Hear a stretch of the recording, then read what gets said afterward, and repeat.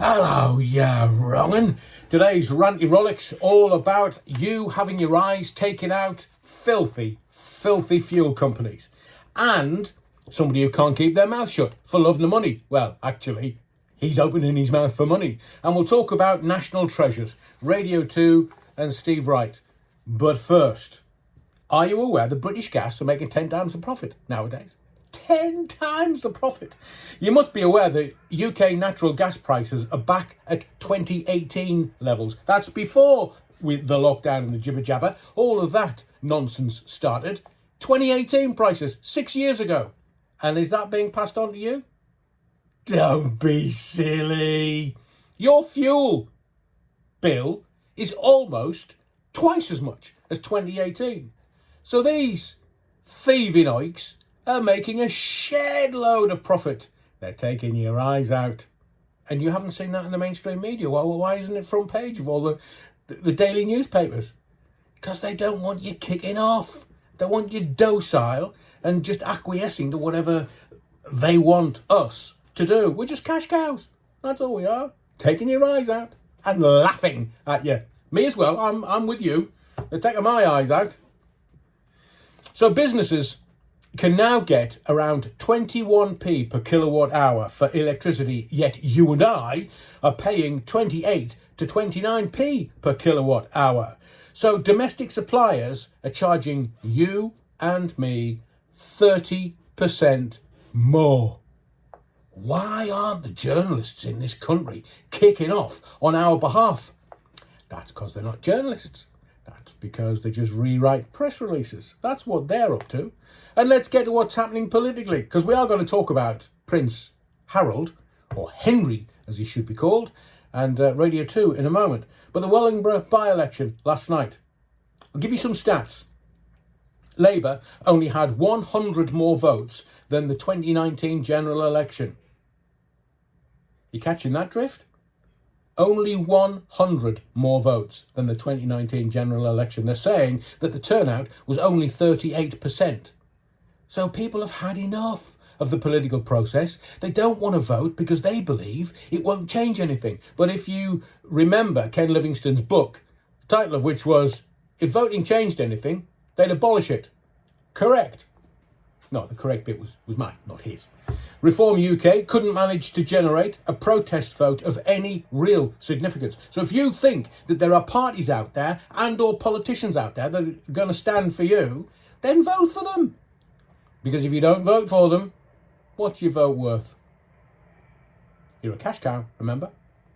Labour have the general election in the bag. That's why Keir Starmer's keeping his head down, getting his tin hat on and not really saying anything and making U-turns and doing all kinds of shenanigans, because he knows he's just got to keep his head down until the general election in May. And my prophecy a year ago was a general election in May and a hung parliament. Let's see if I get either right or close to, because if I do, I'm going to be putting the lottery on every weekend. Labour could possibly hold sway for 2 or 3 terms, because there's not going to be a Tory party. They've killed it. They've killed it at the top. They're grifting as hard as they can. They're going as hard as they can to make as much money as they can before the general election, because they know they're probably going to be out of power for at least 8 years, possibly another 12. So it looks like it swings and roundabouts for 12 years each. The Tories have had 13 years and then poof, out of power for 12 years. Well, if you think that being Prime Minister has any power to it, there are people pulling his strings. Tories are going to be obliterated. You and I know that. They're going to be obliterated. But Reform UK, they're going to disintegrate. People don't trust them. They don't trust the Labour Party. They don't trust the Tory Party. They don't trust Reform UK. Who do we trust? Not even God. Because he's right-hand man. And that filth in Rome, can't even trust them. We need a new system. We need new parties. We need transparency, and we need our politicians to be public servants, not grifters that have got that in the money trough as hard as they can go. We need transparency. So the first rule is whatever you go into Parliament with is what you come out of Parliament with. And no blind trusts and none of those shenanigans, and not clever accounting or creative accounting. Whatever you go in with is what you come out with. And if you serve 2 terms, then however high up the greasy pole you go, that's your pension for life. That should be the only bonus. You're a public servant, serve the public. And remember, power corrupts. And absolute power corrupts absolutely. Let's see when the general election is going to arrive. Now, do you want to know what Prince Harry's up to? As I'm recording this, you'll probably work out the timeline, but as I'm recording this, Prince Harry, the gobshite, is on and has recorded an interview for Good Morning America. Now, let's just look at this timeline. So, Harry makes a dash, and it's all over the press. It's even photographed by Backgrid. You know Backgrid are, don't you? Yeah, it's the go-to for Meghan to take snaps, to flog on. So the PAP company, Backgrid, Meghan's go-to, photographs Harry going to the airport. They didn't say the jet, didn't show you the jet. No. He doesn't ride private jets anymore, because then you'll see what an utter gobshite Harold is. So they just showed you going to the airport, and then he dashes across for 12 minutes with the king. He's so concerned for the king's health. He has 12 minutes with the king. Notice, in the subsequent press, he didn't want to be in the same room as Queen Camilla. Now, can you imagine how that went down with the king? Like a lead balloon. Because Queen Camilla is the love of his life. Doesn't matter about Harold's mother. Well, we know who his mother was. Don't know who his father was, do we? So Harold gets there for 12 minutes. He doesn't want to be in the same room as the Queen. I think you'll find that was the other way around. Can you imagine being called the Wicked Witch of the West in Spare, and then wanting to be in the same room as the man that's just called you that? And can the king want to be in the same room as the man that flogged his family? Because what else has he got to sell? Keep it clean. So he's there, interviewed a couple of days ago. So the timeline is he comes across and sees the king, 12 minutes, or 30 minutes. Well, some people said 45. 5,000 miles to spend 12 minutes with the king. Notice how I say the king and not his dad. Because we still don't know. Let's have it out in the open. Let's have an adult conversation about it. Who is Harry's dad? Let's have an adult conversation around that. Not this subterfuge and ducking and diving. Let's have it out once and for all. But he is in the line of succession.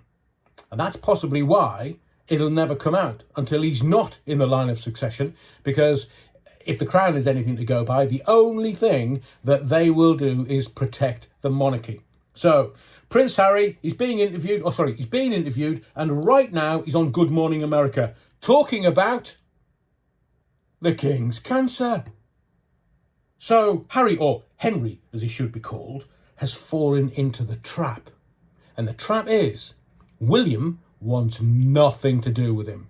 The whole royal family know. You say anything, you do anything, Harry's going to flog it for money. Because according to Yahoo News, they're 28 million in debt. So they've got to turn that around. And how are they going to turn that around? Sell, Meghan, sell. Well, sell the house. Harry will have nowhere to live. No, just sell it. So 12 minutes in the king's company, he goes and sells that to the highest bidder. He's talking about the king's cancer. How can he do that?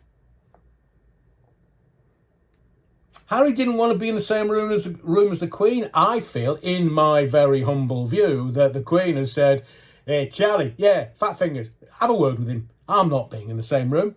Because look, Harry is a legend of aviation. Why didn't he fly a helicopter to Sandringham, which is like a hop, skip and a jump away from where Clarence House, where Harry met the king? Why didn't he fly himself? Oh, I wonder. He could have been with the family, but let's face it, the truth is, and the facts are, that William, Kate, the kids were at Sandringham. Kate's convalescing from her abdominal surgery. The king was flying out there to be with William, Kate and the kids. Harry couldn't go there. God, can you imagine? Another necklace ripped from around his neck. Who calls a chain around a man's neck a necklace? Meghan. So Prince Gobshite is on his own and he's grifting as hard as he can whilst Charles is king, because William, Prince of Wales, will have no time for his younger half-brother. So let's talk about Steve Wright and Radio 2. By the outpourings on the videos that I've uploaded the past couple of days, everyone is in utter shock. A national treasure on the British national radio stations for 40 plus years. His brothers come out today in the mainstream media, in the daily tabloids, saying that he died of a broken heart. His health wasn't great. His weight could have been a contributory factor. We shan't speculate as to what exactly has happened until the coroner adjudicates. But everybody, from little old ladies in the queue at the post office to the workies at Greasy Spoons, you and I talking about it now, everybody has Steve Wright on their lips, because he was and will forever be a national treasure. Someone that we've laughed at, ask Elvis. Just the characters were amazing. A national treasure. But no one's talking about Steve Allen. Friend and colleague of mine, Steve Allen from LBC. No one has ever beaten Steve Allen and his figures and his ratings between 4 a.m. and 7 a.m. No one, anywhere.